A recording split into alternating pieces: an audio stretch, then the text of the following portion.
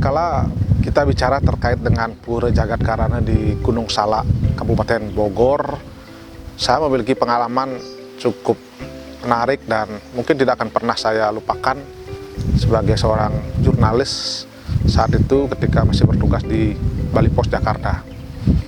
Pada suatu malam, saya bersama sejumlah teman-teman yang kebetulan beragama Hindu di salah satu kantor, khususnya di Bali Pos Jakarta, mungkin sekitar 8 orang. Kita berangkat ke Pura Gunung Salak di Bogor tersebut. Perjalanan sekitar 1 jam, 1,5 jam. Dan malam itu kita seperti biasa kita bersembahyang di Pura Jagadkarana tersebut, dan lokasinya memang tidak seperti sekarang, begitu megah, begitu jalan yang menuju ke Pura juga sangat mulus. Masih suasananya, jalannya agak rusak-rusak, kemudian beberapa bangunan masih belum ada. Itu terjadi sekitar tahun 2000-an. Waktu itu saya masih aktif di Bali Pos Jakarta. Nah, sesampainya di Pura Jagadkarana tersebut, jadi kami dan beberapa teman-teman dari Bali Pos Jakarta itu, khususnya pegawai-pegawainya, kita hadir di sembahyang. Dan ketika baru turun dan kita menggelar persiapan untuk sembahyang, saya kaget betul karena ternyata teman saya lagi salah satu staf di situ langsung semacam kesurupan.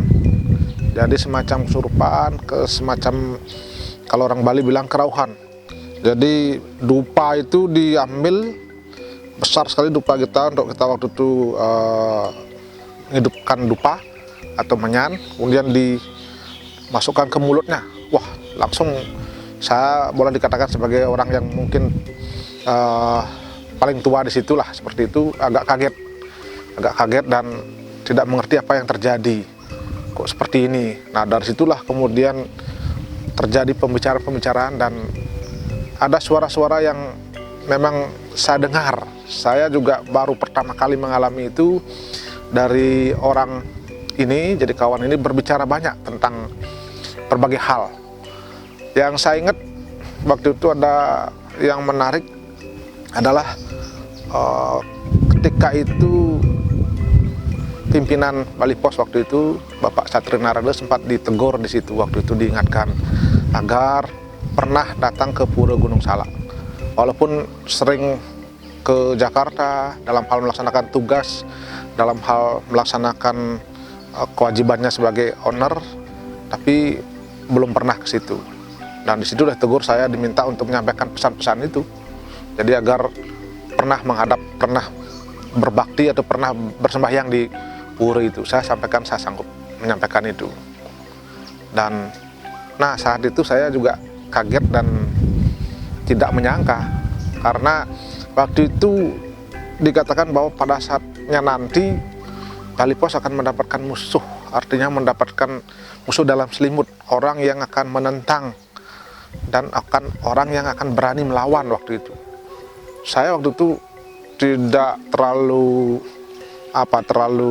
berpikir soal apa ya itu, karena waktu itu memang Bali Pos Group posisinya sangat kuat sekali, media yang betul-betul sangat bergengsi dan sangat disegani di Bali waktu itu, sehingga pikiran kita waktu itu adalah tidak ada orang yang berani menentang atau berani melawan atau mungkin berseberangan lah, seperti itu.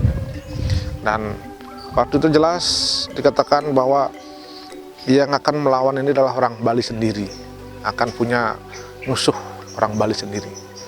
Saya hanya berpikir-pikir waktu itu, siapa kira-kira di internal kita di grup Bali Pos itu yang mungkin akan mencoba untuk melakukan perlawanan atau mungkin tidak suka lah, seperti itu.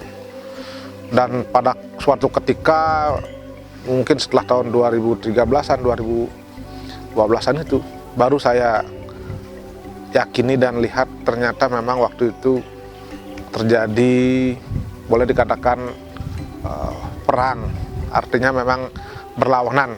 Waktu itu Pak Gubernur Mangkupastike dan Bali Pos sampai akhirnya perang ke pengadilan dan saling menggugat, dan ya pada akhirnya boleh dikatakan kalau kita lihat di media itu sering bermusuhan lah, seperti itu. Mungkin Pak Mangku sebagai Gubernur Bali waktu itu sering tidak mendapatkan tempat di Bali Pos, dan ya Bali Pos juga sering mengkritik berkaitan dengan kebijakan reklamasi, dan akhirnya menjadi sebuah sengketa akibat statementnya yang dianggap tidak sesuai waktu di Kelungkung. Jadi saya baru ngeh ketika itu. Jadi setelah ada persoalan itu baru saya berpikir, oh ini mungkin boleh dikatakan semacam puisi, semacam kata-kata, semacam hal-hal yang disampaikan di di Pura Gunung Salak tersebut. Hal lain yang saya rasakan juga di Pura Gunung Salak ketika ada kawan saya yang kebetulan memang sebagai staf di Bali Pos Jakarta tidak memiliki anak, sudah berapa tahun menikah, kemudian mengikuti berbagai program, bahkan program vegetarian dan sebagainya, tidak memiliki anak, hampir 10 tahun lah menikah. Nah, disitulah didapatkan penegasan informasi bahwa saudara kalau ingin punya anak harus pulang ke Bali, harus sembahyang di sana, kemudian sembahyang, dan pada suatu ketika nanti pasti akan punya anak. Dan ternyata itu yang diikuti oleh kawan saya ini, dan akhirnya syukur sekarang saya lihat sudah punya anak 2. Dan itu memang kadang-kadang kita tidak menyangka seperti itu. Dan yang lain lagi, ketika itu saya mendapatkan semacam puisi atau mungkin berdialog itu, bahwa di kantor kami waktu itu memang proses upacaranya cukup besar. Saya waktu itu tidak tahu karena memang belakangan baru datang ke Jakarta sebagai pegawai di situ, dan ternyata memang kantor itu dengan upacara-upacara besar, bahkan belum sempat diupacarai lagi, sehingga suara-suara itu meminta agar diupacarai sehingga taksunya atau kekuatannya kembali muncul, dan akhirnya itu dilaksanakan. Semua hal yang itu saya catat, karena saya rekam, karena saya waktu itu merasa tidak mengetahui, tidak tahu, dan ini mau diapakan. Karena itu adalah pengalaman pertama saya ketika mendapatkan sesuatu, dan akhirnya saya sampaikan pada pimpinan dan owner waktu itu, owner Bali Pos, Pak Satria Narada, melalui kertas. Saya ketik semua yang saya dapatkan di situ, saya kirim ke rumah beliau, dan ya awalnya mungkin tidak begitu percaya. Jadi saya juga tidak terlalu mendesak, karena memang saya sudah komit dan siap untuk menyampaikan seperti yang waktu di Pura Gunung Salak itu. Yang penting tugas saya sudah selesai. Nah, pada suatu ketika beberapa minggunya akhirnya saya ditelepon, kemudian saya diminta untuk mendampingi berangkat ke Pura Gunung Salak itu. Saya waktu itu berpikir, wah ternyata beliau mungkin ingin mencoba, ingin datang bersembahyang dan ingin tahu seperti apa Pura itu. Dan akhirnya malam itu kita datang ke situ, dan saya berdua saja. Selama malam itu beliau melakukan meditasi, dan ya saya merasakan biasa-biasa saja karena tempatnya memang dingin di atas, agak tinggi, tempatnya sejuk sekali dan berada di tempat kesunyian.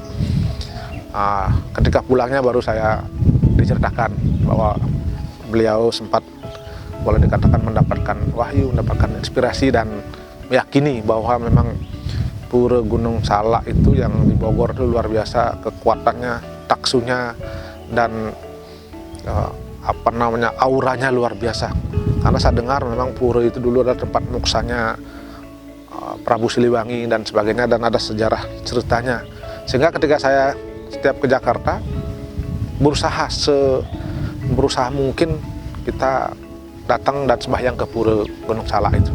Dan sekarang Pura itu sudah luar biasa, dan saya juga sering kalau datang ke Jakarta ke Bali Pos ketemu dengan kawan saya di situ, dan pasti pertanyaannya, ayo kita ke Pura Gunung Salak, kalau ada waktu kita datang.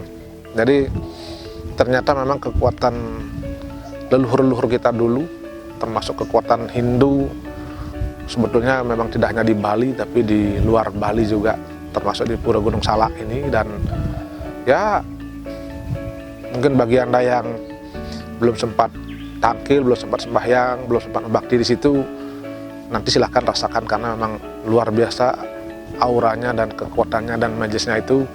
Betul-betul kita mendapatkan sesuatu yang sangat berharga, dan itu bagi saya pertama kali dan mungkin belum pernah lagi saya merasakan hal-hal seperti itu selama hidup saya ini.